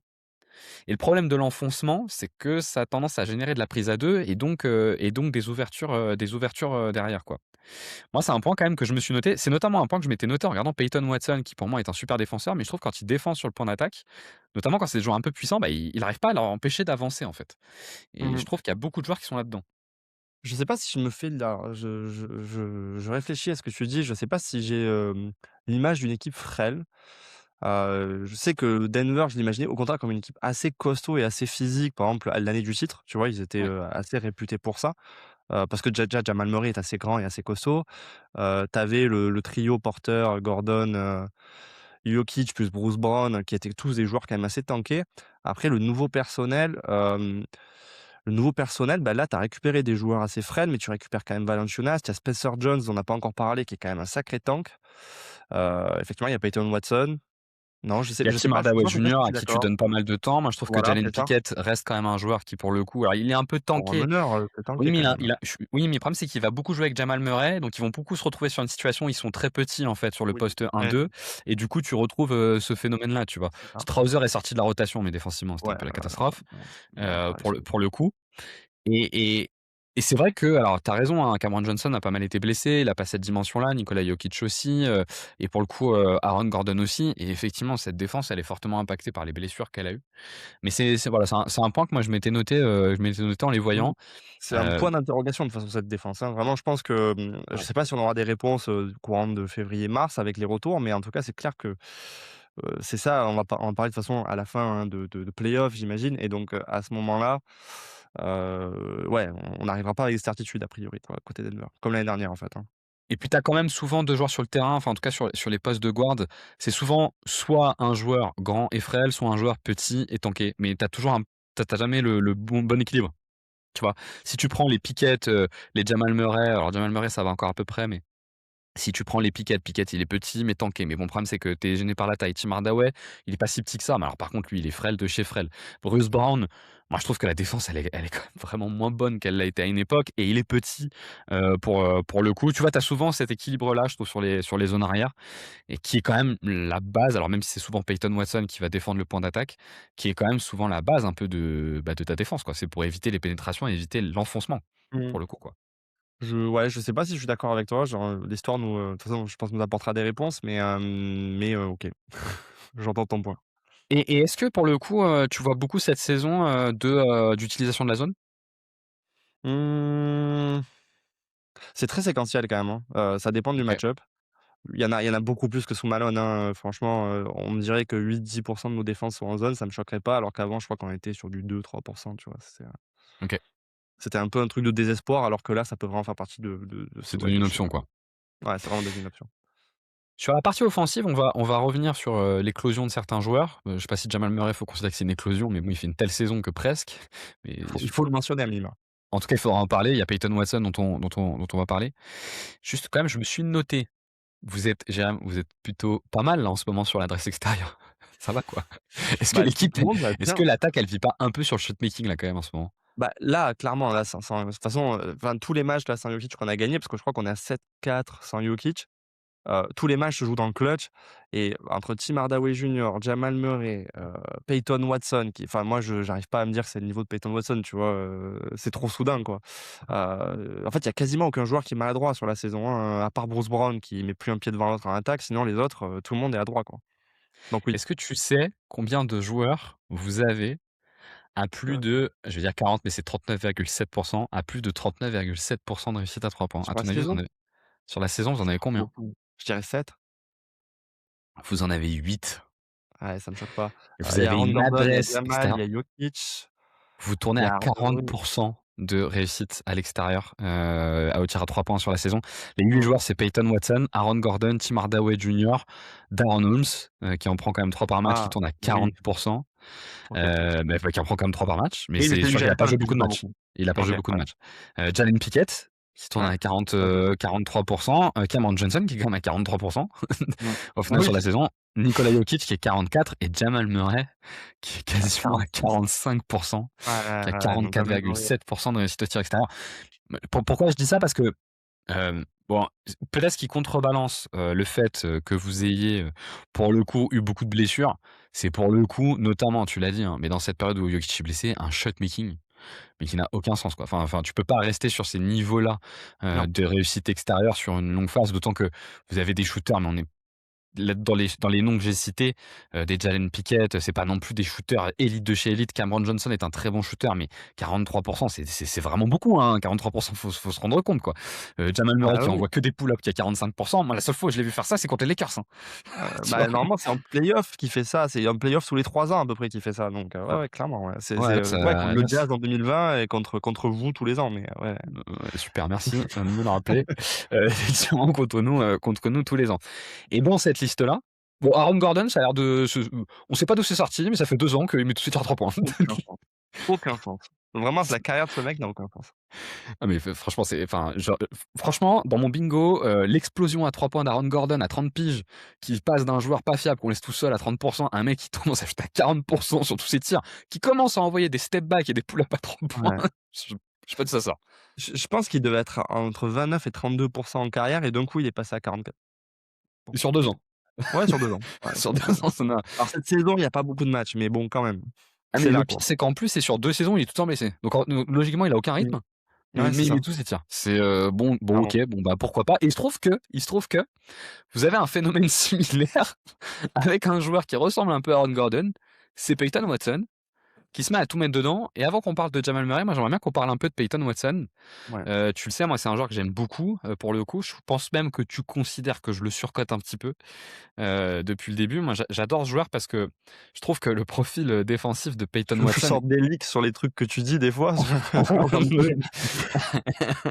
Non, Jérôme dit ça parce que je lui ai dit: «Je pense qu'il faut trade Aaron Gordon parce que le contrat de Peyton Watson sera plus rentable que celui de Gordon qui est tout le temps blessé». Le la les parce que je sais que si c'est toi qui le dis, tu vas jamais dire que je dis que c'est parce que c'est le problème, c'est les blessures et pas le niveau d'Aaron Gordon. Ouais, ouais, tu sous-entends quand même qu'il peut prendre sa place et que c'est OK, donc bon. Alors déjà peut-être pour démarrer sur Peyton Watson, moi ce que je trouve très cool sur Peyton Watson, ce que j'ai toujours beaucoup aimé, c'est que tu es sur un ailier très dynamique avec une belle protection de cercle, qui permet d'apporter un peu de couverture au second rideau. Je sais pas si on peut aller jusqu'à de la dissuasion, ce serait peut-être un peu fort, mais en tout cas une vraie couverture en second rideau. Et cette année, ce qu'on voit, c'est qu'il est beaucoup utilisé en défense du point d'attaque, pour le coup. Et bah, c'est pas si mal. Moi, Ouais, je trouve que c'est pas si mal parce qu'il est hyper mobile, il est quand même très rapide. Tu vois, je regardais, le match contre les Hornets, LaMelo Ball, il arrive à le tenir un peu quand même dans toutes ses arabesques parce qu'en fait, il est très mobile et qu'il a une grosse vitesse et une grosse souplesse et ça lui permet de tenir ces joueurs-là et comme il est immense et avec des bras immenses, je pense que la défense du point d'attaque, au début, moi, je la trouvais bonne, mais tu vois, pas excellente, notamment parce que je le trouvais un peu frêle. Mais je trouve qu'en fait, en fait, il a une vraie vitesse d'arrière, quoi. Et comme il a une vraie vitesse d'arrière, il arrive à tenir. Et la circulation dans les écrans, elle est pas si mal, hein. non. En fait, moi, je pense que c'est un mec que tu peux faire défendre sur du 1 à 4. Tout en ayant ce truc de se dire que si jamais, en fait, il arrive à lâcher son joueur, il peut venir en second En aide. rideau t'aider. Ouais. Et je pense qu'effectivement, si tu te retrouves dans un match-up où tu as un qui est plus petit, extrêmement explosif, ça peut être compliqué. Mais par contre, vu que tu as quand même pas mal de meneurs aujourd'hui qui sont dans le 1,95 m, 87, il y a de plus en plus de Lamelo Ball, de Shai Gilgeous-Alexander, bah, du coup, c'est tout à fait viable de l'avoir sur la défense du point d'attaque. Et donc il a quand même une double polyvalence qui fait que c'est à la fois effectivement ce type de joueur-là, mais aussi le gars sur qui tu peux l'envoyer en mission contre des ailiers, à la Kevin Durant et il est exceptionnel, sur ce type de joueur-là parce qu'il fait peu de fautes. Heu, il sait rester en face et il traverse bien les écrans donc effectivement, il arrivera toujours à avoir la main quelque part pour gêner le tir et c'est vrai que, dans sa mission d'origine, c'était ça. C'est-à-dire que c'était un joueur extrêmement bon défensivement, dont tu disais: «Est-ce qu'offensivement, il va être jouable?» C'était ça le pari avec lui, quoi. Parce que se poser la question de sa viabilité offensive pour le mettre sur le terrain. Parce que si tu te projettes dans les différents match-ups que va avoir à faire Denver, il y a notamment le match-up contre KC. Il est tout à propos de penser que c'est lui qui devrait défendre sur Shai Gilgeous-Alexander. Mais le problème, c'est quand tu joues contre KC, ils ont une telle défense que tu as intérêt que tes joueurs soient viables en attaque, sinon tu vas le payer cher. Et Et on va l'année revenir, dernière on va d'ailleurs, revenir. il a peu joué. L'année Et, dernière, il a et joué d'ailleurs, 15 l'année minutes dernière, par à match cause de contre ça, le Thunder. il a peu joué. Bon, après, probablement que, comme pour beaucoup de défenseurs qui se prennent chez Alexander, on se dit que c'est le profil parfait pour défendre chez Alexander et ils se font péter la gueule. Mais ça lui arrivera probablement. Oui, mais mine de rien, ça t'offre quand même une option défensive et je pense que le fond du problème pour le coup, contre le Thunder, c'est qu'offensivement l'année dernière, on parle d'un joueur qui shootait à 34 à Tout à 3 fait. points, Mm. ce qui était presque ce que tu voulais, sauf que tu savais que contre le Thunder, il n'avait pas shooté à 34 à 3 points et que malheureusement dans le reste où tu te dis: «C'est un super athlète, bah, il va finir au cercle très fort», c'était pas ça non plus en fait. Donc il lui manquait clairement du bagage offensif pour pouvoir, être jouable dans la série et le problème c'est qu'il y avait presque pas de joueurs jouables dans la série pour Denver. Et notre cher Peyton Watson, il tourne sur le mois de janvier à 22 points, 6 rebonds, 3 passes. Il a été le meilleur joueur de la semaine, je crois, il y a la semaine dernière ou la La semaine semaine d'avant. dernière. Mmh. Hem Et on a une vraie progression en attaque, ce qui est pas si étonnant d'ailleurs parce que c'est un joueur quand même qui a des capacités physiques, assez incroyables. Je parle pas que de l'explosivité, je parle aussi juste de ses atouts, quoi. Il a une longueur de Mmh. dingue et qui est quand même très jeune. Donc d'avoir de la Mmh. progression, c'est pas ce qu'il y a de plus étonnant. Mais par contre, on a une vraie progression sur Ouais. l'efficacité en attaque et je pense qu'on peut peut-être essayer d'en parler un peu tous les 2 pour voir ce qu'on voit nous, en fait, dans cette progression et comment on peut expliquer cette progression. Je te laisse peut-être démarrer? Si tu veux. Bah, en fait, déjà, ce que je veux dire, c'est qu'il part de très loin. C'est ça aussi qui est fou. C'est quand il est drafté, en 2022, c'est un joueur qui, en NCAA, sur sa saison, tourne à 3 points par match, avec une adresse qui est pas du tout au rendez-vous. Donc c'était un vrai pari et c'était un vrai pari parce que comme je disais, il y avait rien qui était vraiment bon. Vas-y. Mais qui était le chouchou de Jasper. Jasper, il repère des mecs OK. parfois. Je sais pas comment il les repère, parce que c'était le chouchou de Jasper alors qu'il tourne à 3 points, en NCAA. Bah, je pense parce que le profil physique d'un point de vue défensif, le prototype était incroyable et c'est vrai qu'offensivement, moi, ce que je trouve assez exceptionnel, c'est que déjà le shoot à 3 points s'est viabilisé assez vite finalement parce qu'il est parti de très loin et là, cette saison, je te laisserai sortir la stat parce que je l'ai pas noté, mais à mon avis, c'est très élevé. Sur le tir à Hem, 3 points, il a ouais, 39,7% à 3 points, voilà, c'est ça m'étonne pas. en prenant plus Le de 3 deuxi par match. le 2e truc, c'est que dans la finition au cercle, bah, il a des mains de plus en plus fiables, donc c'est pas encore très bon, mais ça devient honnête. Et moi, ce que je trouve exceptionnel, là, sur la période récente, c'est que du coup, on l'a beaucoup plus responsabilisé balle en main. Que balle en main, ça fait déjà depuis l'année dernière, c'est un joueur qui est fiable balle en main. Et justement, lui aussi, tu peux le faire rentrer dans ce jeu d'écran de Denver et dans ce jeu à 3 où tu te dis, bah, il peut être aussi bien poseur d'écran que porteur de balle. Et quand il est porteur de balle maintenant sur ces situations-là, bah, en fait, il peut pull-up et, et sur le mid-range, il est très très bon, en tout cas récemment. Et du coup, il devient dangereux parce qu'il peut scorer aux 3 niveaux si tu lui laisses un peu d'espace et il peut aller au cercle. Donc c'est vraiment un très bon joueur en état. Pour vous donner un ordre d'idée, parce que je pense qu'il y a aussi un autre point, c'est Drive. Moi, je le trouve vraiment intéressant sur Drive parce que il a une très bonne utilisation de sa longueur pour compenser le manque de dribble et je trouve qu'en fait, il a une souplesse, il a une vraie souplesse déjà sur la capacité à écarter ses jambes pour prendre de Mmh. l'espace et avancer. Je pense qu'il a une bonne souplesse de cheville aussi qui lui permet Ouais, parfois d'être dans des absolument. situations un peu de contorsionnistes et qui lui permettent quand même d'avancer. Pour donner un ordre d'idée, depuis début janvier, il tourne à 12 drives par match, à 53 de réussite, au tir sur ces 12 drives par match. Ce qui est énorme, hein, vous savez, on en avait parlé quand on avait fait l'épisode, sur les Lakers, pardon, sur les Spurs pour vous donner un ordre d'idée. Mais Dylan Harper, que tout le monde, tu sais, met en avant comme étant un driveur incroyable, il tourne à 46 de réussite, sur drive sur la saison. Donc, c'est sur un petit échantillon, mais il est au-dessus de ce que peut faire Dylan Harper, qui est un rookie, et cetera, et cetera. Mais je veux dire, ça donne un ordre d'idée parce qu'il est encore très jeune, hein, d'ailleurs, Peyton Watson doit 22 avoir ans. 22 ans, hein, Mmh. pour le coup. Et moi, c'est vraiment ce point-là. Alors, tu dis que tu avais vu un peu d'utilisation balle en main qui était intéressante. Moi, c'est vraiment ce point-là, tu vois, que j'avais pas vu avec, Peyton Watson. C'est, bah, cette capacité à driver, quoi, à accéder au cercle. C'est vraiment un mec qui peut accéder au cercle, quoi. Bah, en fait, je pense qu'il y a un truc de responsabilisation en son cas, parce qu'on le voyait balle en main l'année dernière, mais notamment parce que vu que son shoot était pas fini, en Ouais. fait, tu le responsabilisais balle en main justement pour pas qu'il pénalise ton spacing. Et en fait, cette année, bah, vu qu'il y a beaucoup de blessures, on l'a responsabilisé balle en main et puis en fait, finalement, on se rend compte que, bah, il peut vraiment moi, c'est le pull-up à mi-distance qui me tue parce que je veux dire ça sort de nulle part. Ça pour le coup, on n'avait rien vu jusqu'à maintenant. Le drive, on savait qu'avec les capacités physiques qu'il avait et pour moi le ball handling qu'il avait, que c'était jouable. Et pour moi, par contre, si tu avais un joueur qui était rentable, heu, à la finition au cercle et à 3 points, c'était déjà très bien. Et faudra voir si ça se stabilise parce que c'est un échantillon de 12 matchs, hein, dont on parle. Mais par contre, ouais, la capacité à pull-up, ça, moi, je pensais pas que ce serait possible pour lui ou alors à 26-27 ans, pas à 22, quoi. Donc c'est vrai que c'est inattendu et pour Denver qui sort d'une situation où ils ont, viré le contrat de Michael Porter Jr., ça tombe très bien parce que tu veux jouer le titre, mais ça tombe très mal parce que ça va coûter très cher cette histoire, quoi. Mais bon. Oui, tout à fait, ouais. Ce qui est intéressant quand même, tu vois, quand on regarde un peu les différentes, statistiques, c'est qu'au final, sa saison, elle vise pas tant que ça sur le pull-up, parce que sur le pull-up à 3 points, Non, non. effectivement, il y a une surchauffe là ces dernières semaines, mais il est qu'à 24 de réussite sur le pull-up à 3 points, ce qui est finalement, assez bas. Par contre, il a 44 de réussite en catch and shoot à 3 points. C'est là où, pour le coup, il est vraiment intéressant et je pense que c'est d'autant plus intéressant que moi, je trouve que c'est un joueur qui est intéressant pour aller au cercle si tu le trouves lancé. Mais son dribble pour partir à l'arrêt, il est trop bas pour pouvoir faire ça et d'ailleurs, il perd beaucoup la balle. Moi, je trouve, balle en main, il est quand même fragile sur le dribble et donc finalement, sur un profil que de toute façon, tu vas vouloir aller chercher le lancer, sur le 3 points, tu vas pas faire grand-chose d'autre que du catch and shoot. Ton enjeu, c'est surtout comment j'arrive à l'amener lancer vers le cercle et juste à faire en sorte qu'il ait pas oublié en défense, notamment quand je joue contre Casey, pour qu'il mette pas Cheltenham Green dessus, qui va pouvoir du coup faire la couverture de cercle, quoi Non, non, et du clairement, coup, tu bien dans les besoins, quoi. son handle, il est pour moi utilisable d'un point de vue système. Ouais. Oui, c'est pas un joueur dont tu attends de faire de l'isolation ou tu vois la différence sur du pick and roll comme ça de manière brute, hein. Je suis complètement d'accord avec toi. Mais en tout cas, ça tu arrives à avoir, l'espoir, tu vois, que tu avais avec, Peyton Watson, qui est d'avoir un top défenseur, pour le coup, qui, tout simplement est viable en attaque quoi, voire même un peu plus que viable. C'est-à-dire qu'il peut avoir un réel apport en attaque quoi. Ouais Ce et qui est quand même, franchement, vraiment l'année dernière encore, c'était très difficile de se dire: «Est-ce que la pièce, elle va tomber du bon côté pour lui?» parce qu'il y avait encore énormément de travail et donc c'est vrai que c'est une vraie grosse surprise, à mon sens, quoi. je fais un petit détour, juste un petit détour sur Tim Hardaway Junior parce que je regardais les différentes statistiques au shoot. Alors là, c'est vraiment rien à voir, on fait un pas en arrière. À ton avis, quel est le pourcentage de réussite de Tim Hardaway Junior à 3 points sur les tirs qui sont pris entre la première et la 6e seconde de la possession? Je crois que j'avais vu passer un truc, Donc mais vraiment c'est du early, early quoi, hein.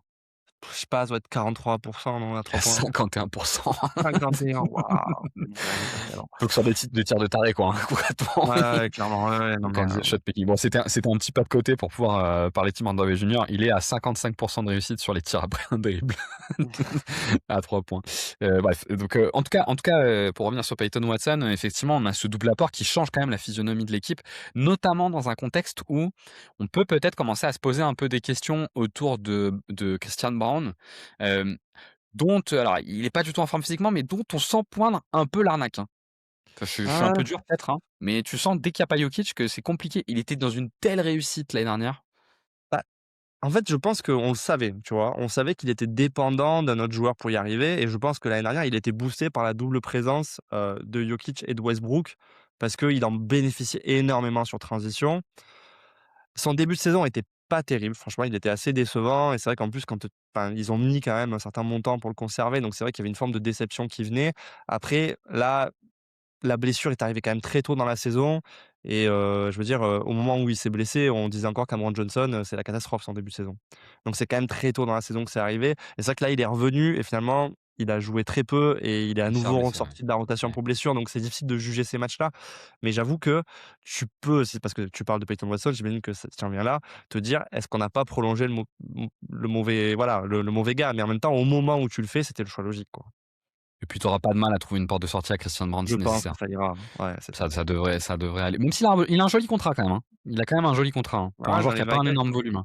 ouais, dans les 25 millions par an, ouais. Ouais, ouais, ouais, quand même. Donc faut quand même, faudra quand même la trouver parce que Peyton Watson doit être en fin de contrat à la fin de cette année.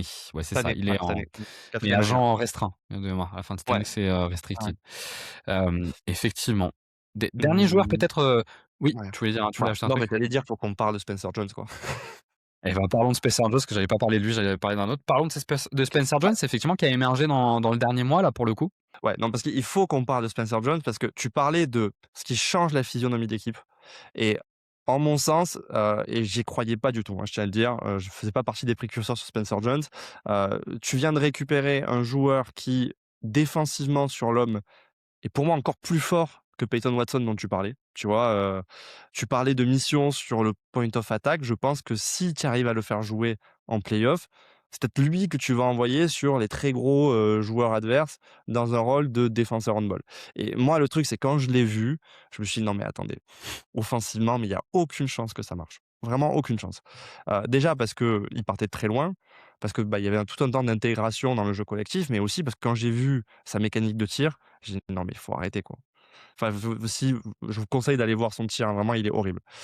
Sauf qu'en fait, quand tu regardes son parcours NCAA, en fait, c'est un shooter tout à fait viable dans les 40 à 3 points sur quand même pas mal de saisons et que en fait, là, cette saison, on parle d'un joueur qui est dans le 95e centile en termes d'efficacité, avec des volumes très, très faibles. Mais néanmoins, bah, ça fonctionne plutôt bien, pour lui et en fait, au moment où Gordon s'est blessé, c'est lui qui a intégré la rotation titulaire pour remplacer Aaron Gordon et en fait, depuis, il ne l'a pas quitté parce qu'il y a beaucoup de blessures, mais en fait, bah, ça fonctionne très, très bien et c'est un joueur intelligent, c'est un joueur qui sait défendre collectivement et c'est un joueur qui en attaque, sait prendre ce que l'attaque lui laisse et c'est déjà très, très bien, en fait, sur ce type de joueur si tu arrives à avoir ta rotation au complet, quoi. Et c'est quoi les limites un peu que tu as autour de Spencer Jones, pour le coup? Qu'est-ce qu'il pourrait faire qui serait pas viable, pour le coup, en playoff? Bah, le truc, c'est que pour moi, si tu arrives à éteindre son tir, c'est là que ça devient compliqué parce que, il a montré que, bah, il pouvait, entre guillemets voilà, il sait couper vers le cercle, il sait jouer sans ballon. Mais si tu arrives face à des défenses d'élite, je suis pas sûr, tu vois? Parce que c'est quand même le match-up que tout le monde attend, c'est potentiellement le match-up contre le Thunder ou imaginons un match-up contre les Spurs avec, bah, la dissuasion de Wemby, qui quand même pose problème. Tu peux te dire offensivement, à un moment donné, ça peut être un peu limite, d'autant que c'est un joueur qui est un peu dans sa vraie première saison et donc je pense qu'il peut sortir de la rotation si ça devient compliqué. Par contre, si ça marche offensivement, franchement, défensivement, c'est un sacré phénomène, quoi. OKC, San Antonio, tout ça pour sortir contre Minnesota. Bon, après, on verra, mais il y a le même problème avec On verra, Minnesota, avec la on couverture de verra. cercle de Rudy Gobert. On verra ce que ça donne. Non, dernier joueur dont il fallait quand même qu'on parle, Jérém, c'est, alors Paul dirait que Ouais. c'est lui qui tient l'équipe, en fait, depuis 3 ans. Il faut quand même qu'on parle de la saison de Jamal Murray, quoi, qui alors, Ouais. Jamal Murray, Est-ce que je vais tu veux peut-être y aller? commencer, moi, sur Jamal Murray. Moi, Je vais je ouais, sens je que tu vais as envie d'y aller. commencer sur Jamal Murray parce que j'ai des choses à dire sur Jamal Murray. Jamal Murray est ce qu'on pourrait qualifier de manière assez vulgaire un petit con. Qui est capable de pointes, de qualité de jeu qui sont juste démentielles. Mais quand je dis démentiel, c'est démentiel et ce qui est intéressant en plus avec Jamal Murray, c'est qu'il a toujours eu tendance, s'il est pas blessé, à le prouver dans des moments un peu, tendus de play-off. Par contre, le problème de Jamal Murray, c'est qu'il a parfois un peu de surconfiance dans son jeu qui fait que quand bien même son shot making viendrait à baisser, il pourrait avoir tendance à ne pas se À raisonner, continuer. à Ouais. continuer de manière inarrêtable. Sauf qu'il se trouve que cette saison, depuis le début de la saison, déjà on a un Jamal Murray qui physiquement a l'air plutôt pas mal. Il a pas l'air gêné de grand chose, ce qui est quand même un gros pas pour ces joueurs-là tu sais, moi je trouve que Jamal Murray, il a quand même des appuis qui sont très puissants. Tu sais, tous ses Mmh. step back, toutes Ah, il est ses lourd, entrées hein. de dribble, il est quand même très lourd, tout est très Mmh. puissant et donc si tu as des Ouais. douleurs, c'est pas comme un Kyrie qui est très léger. Si tu as des douleurs, ça va se ressentir. Donc il a une qualité d'appui et du coup de capacité à changer de direction qui est vraiment impressionnante. Puis non mais son shot making, c'est pas possible. C'est pas possible le shotmaking qu'il a cette année. Là, on retrouve un peu le on fire Jamal Murray, version titre, mais avec de la régularité quoi, enfin sur 3 mois quoi. Bah, en fait, c'est ça, c'est que moi, ce que j'avais toujours ressenti sur Jamal Murray, c'est OK, on a compris qu'en play-off, il peut le faire.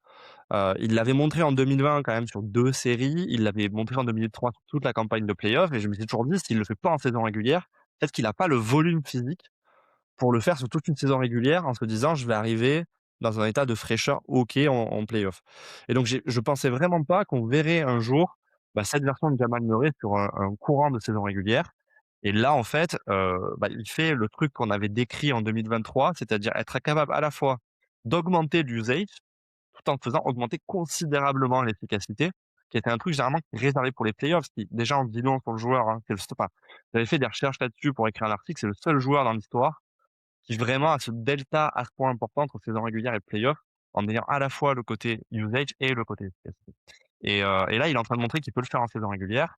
Heu et en fait, bah, là, a priori, franchement, c'est très, très mérité s'il a sa première étoile de All-Star parce que c'est un truc dont on se fout un peu, je pense, parce qu'à Denver, il y avait d'autres sujets de discussion, mais là, franchement, sa saison, elle est de très, très haut niveau, quoi, chez les Warriors.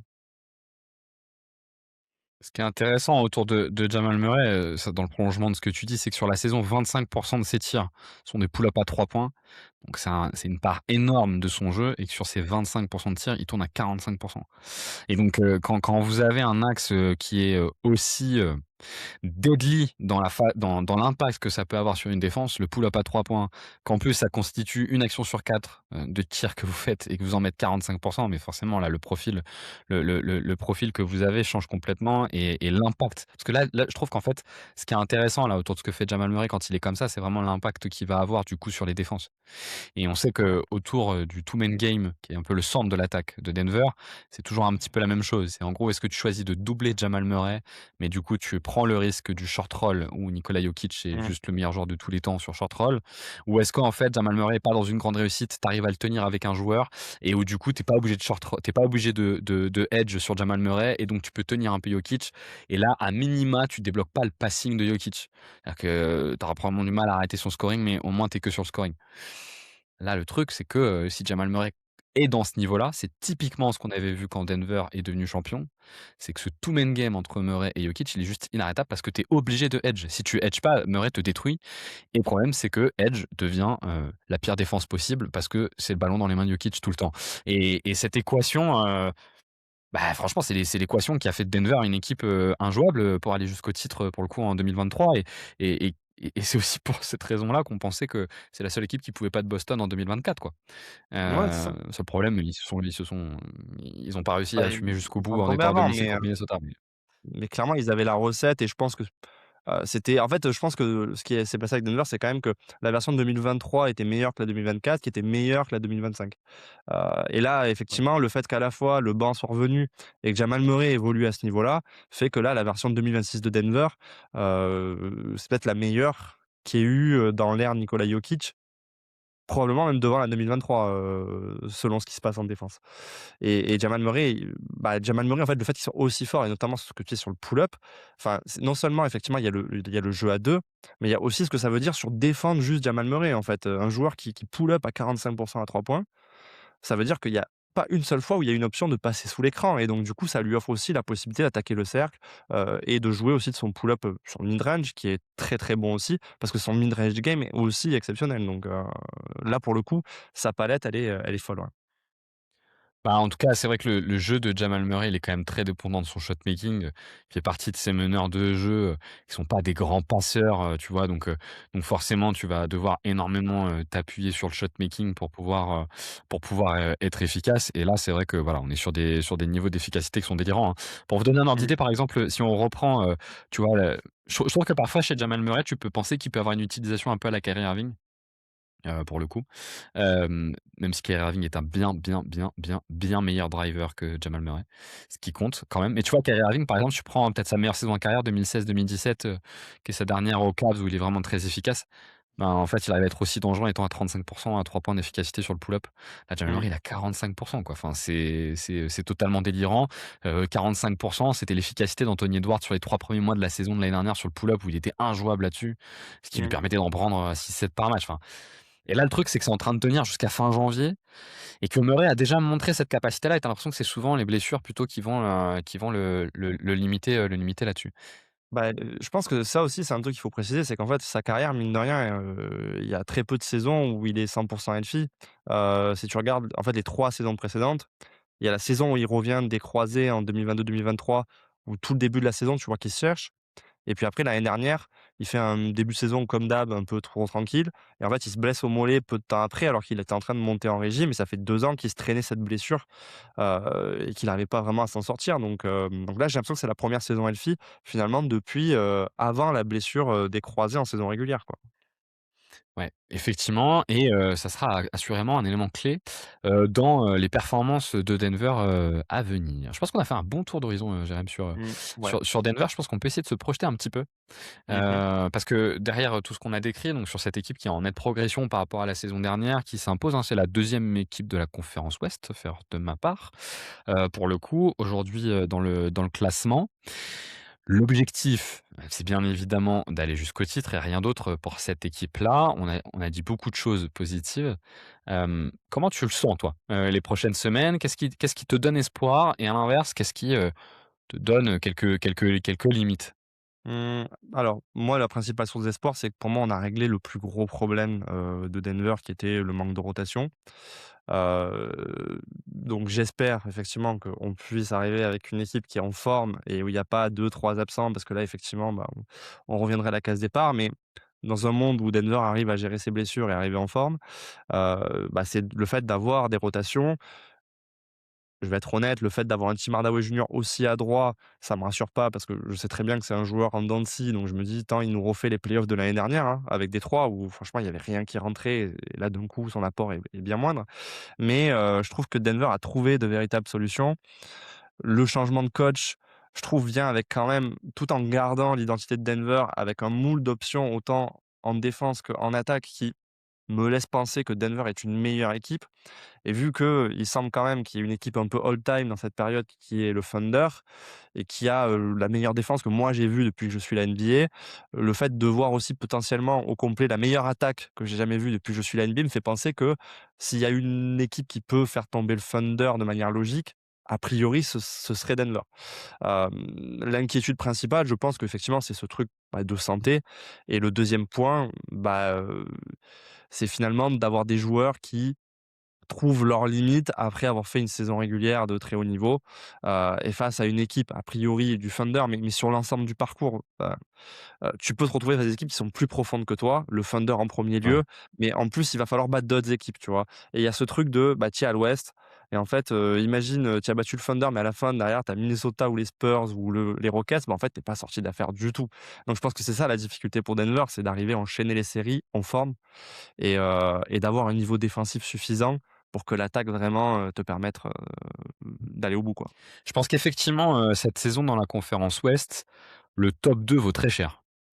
Tu sais, parfois, en réalité, entre deuxième, troisième ou quatrième, la différence, elle est finalement assez limite. Je pense que cette année, si tu tombes quatrième à l'Ouest, tu es un peu dans la mouise parce que ça veut dire qu'au premier tour, tu dois te taper Minnesota ou Houston, et donc en fait, tu commences déjà à te cramer dès le premier tour. Alors que si tu finis, 2e, tu as peut-être plutôt une chance de jouer contre les Lakers, tu vois? Un truc qui est quand même nettement plus accessible.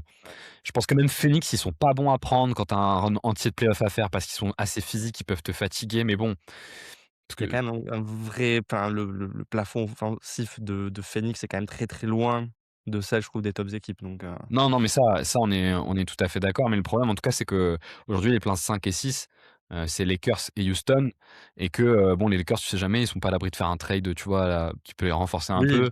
C'est pas une équipe qui va te fatiguer énormément physiquement, je pense non, pour le coup les Lakers. Par contre, non, dès que tu drives, finalement, tu marques donc c'est oui, vrai oui, que Jérém, on a compris. J'ai vu aussi la Melo Ball jouer contre les Lakers, t'inquiète pas. Je les ai vus aussi les il a pas eu actions. besoin de driver en plus, hein, du coup Il y a ça même pas marquait besoin de ça marquait driver, hein. Il y a juste besoin de faire semblant de driver, de faire 4 pas en arrière et il y avait plus personne. Mais je vous invite à aller regarder cette action qui est absolument incroyable. ah c'était fou, ouais. Hem, D'ailleurs, il y a eu exactement la même dans le Denver, Hornets et Peyton Watson, il l'a suivi lui. Par contre, il se l'est pas du tout pris, il a réussi à le suivre et je me suis dit: «Ah ouais, vraiment, on a des défenseurs Ouais, non, ça va catastrophiques». pas, ouais. Mmh. Ça va pas du tout. Non, mais en tout cas, ce qui est sûr, c'est qu'effectivement, il y a cette notion de bien réussir à finir dans le top 2, top 3, parce que sinon ça peut être assez difficile, que c'est très serré aujourd'hui et que les blessures, elles peuvent avoir un impact quand même sur cette capacité à finir top 2, top 3 et pas à finir, pour le coup, un peu plus bas, top 4, top 5. Donc ça, pour le coup, ça peut avoir un impact. Bon, quand même, même si, tu l'esquisses tout en l'esquivant un petit peu, il y a quand même la question de la défense. Il y a quand même la question de ta défense qui, OK, tu as eu un tout petit échantillon de 15 jours en début de saison, vous étiez top 5 défense. Mais enfin, Jérém, la défense, elle va pas. Je suis désolé, elle va pas. Tu vois, on parle souvent beaucoup, des problèmes défensifs des Knicks parce qu'ils ont un axe 1-5 qui est attaquable beaucoup trop. L'axe 1-5 de Denver, il est quand même un peu attaquable Il est et le nul. personnel autour, il est pas au niveau de celui des Knicks, hein. Bon, le Je Anunoby, Michael Bridges, Josh Hart, j'adore Aaron Gordon oui, et Peyton Watson, mais déjà, il en faut un troisième dans le lot et tu vois, Cameron eux Johnson, aussi, ils c'est sont pas très si mal, attaquables, hein, quoi.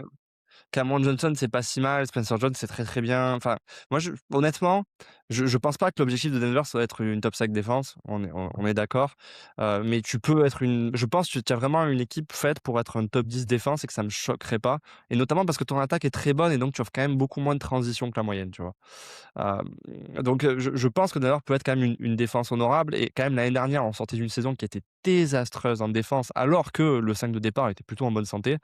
Et une fois arrivé en playoff, et c'est un peu ce qu'on avait dit quand on avait fait la preview, je disais honnêtement, je pense que le niveau plancher peut suffire à passer pas mal d'équipes. Donc je pense notamment qu'on est une meilleure équipe, on a une meilleure attaque, donc la défense pâtira moins de la transition. Je suis d'accord avec toi que oui, tu pas une défense d'élite, mais en même temps, tu es une attaque all-time. Donc tu vois, quand Denver arrive en 2023, il y a pas d'aussi bonnes équipes en face, je suis complètement d'accord. Mais ta défense, à ce moment-là, elle est 15e. Et tu ne savais pas trop à quoi t'attendre et en fait ça marchait. Donc je pense que le but c'est d'arriver surtout en bonne santé et d'espérer qu'il y ait les ressources physiques pour faire les efforts. Parce que tactiquement, il y a ce qu'il faut et il y a quand même du personnel beaucoup plus que par le passé. Donc voilà, je Sachant qu'il y a m'arrête là. un point qu'on a un peu, abordé, qu'on a beaucoup évoqué avec Matt en disant que c'était un peu la trend de la saison, c'est la bataille des possessions sur laquelle Denver est Très pas bon. spécialement bon. Ah Bah, les si, rebonds, c'est pas mal, mais vous perdez pas trop la balle, mais vous générez absolument pas de turnover et les rebonds offensifs, il y a les rebonds offensifs de Jokic, mais après c'est un peu plus faible. En tout cas Gordon sur est cette saison pour impressionnant, l'instant. hein. Comment? Enfin, il y a Gordon qui est impressionnant, franchement Spencer Jones, c'est bien. Non, franchement, je pense que la bataille du rebond, Denver est une équipe, si sur le stretch là de 8 ans, est une très, très bonne équipe au rebond offensif. C'est vrai, Je suis d'accord c'est sur vrai, les pertes de balles. c'est vrai que sur le stretch, ils sont pas mal et qu'effectivement ça peut être impacté effectivement un peu par les blessures qu'on a vues depuis le début de saison, tu raison. Hem, mais donc oui, bah, alors voilà, il y a ces 2 points-là. Il y a le point de la défense. Je comprends bien en tout cas, l'enjeu d'en faire une top 10 défense. J'ai bien aimé aussi le point que tu as cité sur lequel je suis tout à fait d'accord, que c'est la dimension juste physique en fait, de cette équipe. On n'est pas du tout je sais que c'est un point par exemple, tu vois, on vient de parler de Matt, on peut reparler de Paul. Paul lui, il insiste souvent beaucoup sur la dimension physicalité des équipes, qui souvent leur permet d'aller loin et d'aller jusqu'au bout et c'est vrai quand tu regardes les dernières années, souvent les équipes qui ont un gros potentiel athlétique, elles arrivent enfin c'est un vrai atout. C'est pas le cas pour le coup de Denver qui, s'il y a des profils athlétiques très intéressants, souvent ces profils qui viennent t'amener cette dimension athlétique sont des profils assez Oui, fragiles et qui ont tendance à pas mal se blesser. Je pense à Aaron Gordon, même s'il apporte moins que par le passé, mais qui peut avoir un peu cet élément-là, ça quoi. reste ça reste honnête. Non, mais ça reste Ça honnête, mais reste honnête. il a tendance à se Ouais. blesser. Non, mais le Oui, problème, c'est oui, que non, mais je Gordon, suis ce qu'on voit, d'accord, hein, c'est je que suis la d'accord. capacité de Gordon aujourd'hui à tenir, tout un stretch de playoff, elle est quand On même on vraiment questionnable, quoi.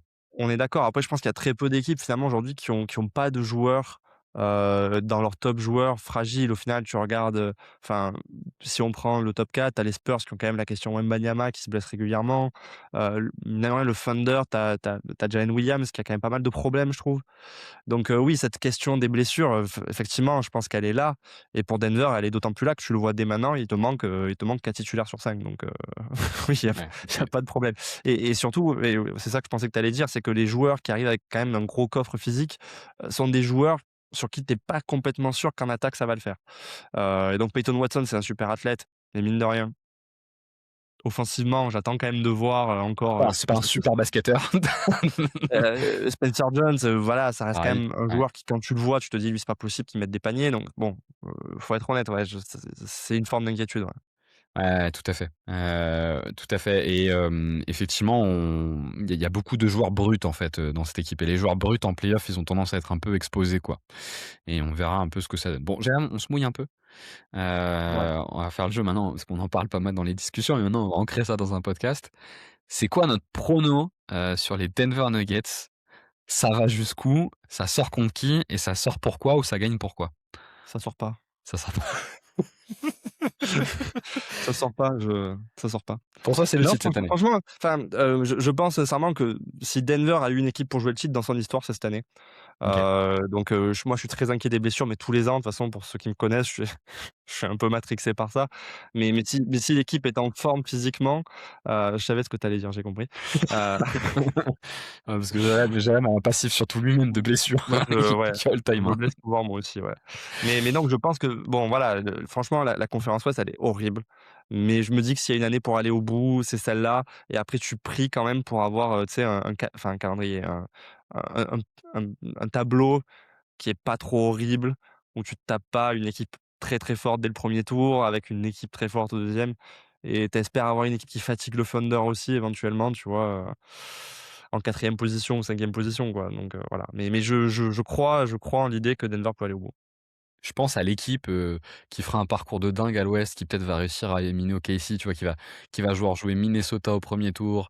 Au deuxième tour, ils vont éliminer Denver. Au troisième OKC. Tout ça pour jouer Détroit en finale, qui est hyper physique et tu es Ouais. complètement cramé et tu tombes contre Non, mais Détroit c'est qui est ça. ultra physique et tu te fais démolir physiquement juste parce que Détroit fait 4-1, 4-1, 4-0, ça c'est quand même un Je scénario très pense que probable, hein. l'Est a une chance pour ça, c'est-à-dire Ouais. que tu peux arriver face à une équipe qui est vraiment lavée physiquement, hein. Je pense Ouais. que l'Ouest, peut-être qu'on dit ça tous les ans, mais me paraît vraiment très, très fort cette année avec beaucoup d'équipes quand même, assez deep, quoi. Alors moi sur le prono, Vas-y. hem, bon, premier élément. Les amis, ça va pas passer 2 ans de suite de tenir toute une série en faisant une zone contre OKC, parce que quand même l'année dernière vous tenez grâce à la zone. Moi je veux bien, mais d'ailleurs, OKC d'ailleurs a fait un gros travail cette année pour, attaquer les zones avec une Ça a utilisation de dû les Shai marquer, qui hein. est et moi ça les a marqués, hein, avec une utilisation de Shai qui est assez intéressante, poste haut et qui est très fonctionnelle. Je crois pas enfin la défense enfin ça marchera pas 2 années de suite ça contre OKC, j'y crois pas une seconde. Hem Moi, je pense qu'il y a toujours quand même, l'épreuve Minnesota qui est compliquée pour vous parce que la physicalité de Minnesota, elle est vraiment emmerdante, pour Denver. Même si je sais, vous avez gagné 2 fois en saison régulière contre eux et tout, Non, c'est pas ça. mais contre Minnesota, ça veut rien dire. Non, c'est pas ça. Non, c'est pas ça, honnêtement. Toi, je sais, toi, ce qui te fait dire ça, c'est que le banc de Minnesota a quand même plutôt régressé et le vôtre a plutôt progressé. Voilà. Oui, bah, voilà, voilà. Mais Anthony Edwards aussi, il a progressé. Pour le coup. Pour le Jamal coup. Jamal n'est pas blessé comme il était il y a 2 ans aussi, tu vois? Donc il y a plein de ouais. Non, c'est sûr. Pour le moment, pour le moment en tout cas. Faut que vous sachiez que Jérém a 2 ennemis dans la ligue. C'est Anthony Edwards et Shai Gilgeous-Alexander. Il les déteste. C'est Ouais, surtout le Thunder, voilà, tout le Thunder là, je ouais, tout le Thunder, hein. Tout le ouais. Thunder, ça marche pas.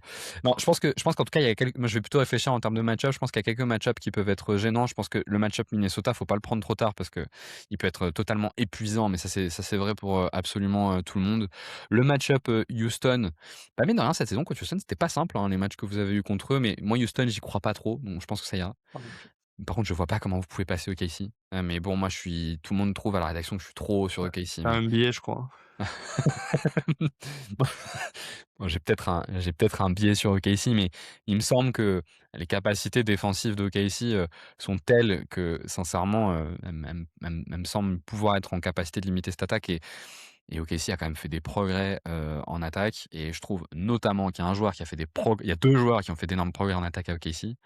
Le premier, c'est Shai Gilgeous-Alexander qui notamment sur le playmaking est bien meilleur et l'année dernière, son playmaking a fait défaut contre Denver et je pense que ça pourrait, être moins le cas cette année. Et non, et le deuxième, c'est Chet Holmgren quand même, hein. Chet Holmgren, il y a quand même une courbe de progression sur Chet Holmgren qui est assez impressionnante. Il a débloqué même un peu de shot making. Je pense qu'on est un peu tronqué par le fait, tu vois, qu'OKC a fait un début canon et en fait, à chaque défaite d'OKC, on est un peu là, genre en mode: «Mais non, en fait, OKC, ils sont pas si forts». Mais ils sont pas si forts, ils ont perdu 6 matchs. Enfin, au final, ils gagnent quand même Ouais, tout leur ouais, non match, mais quoi. clairement. Je vous Dont invite 3 contre la même équipe.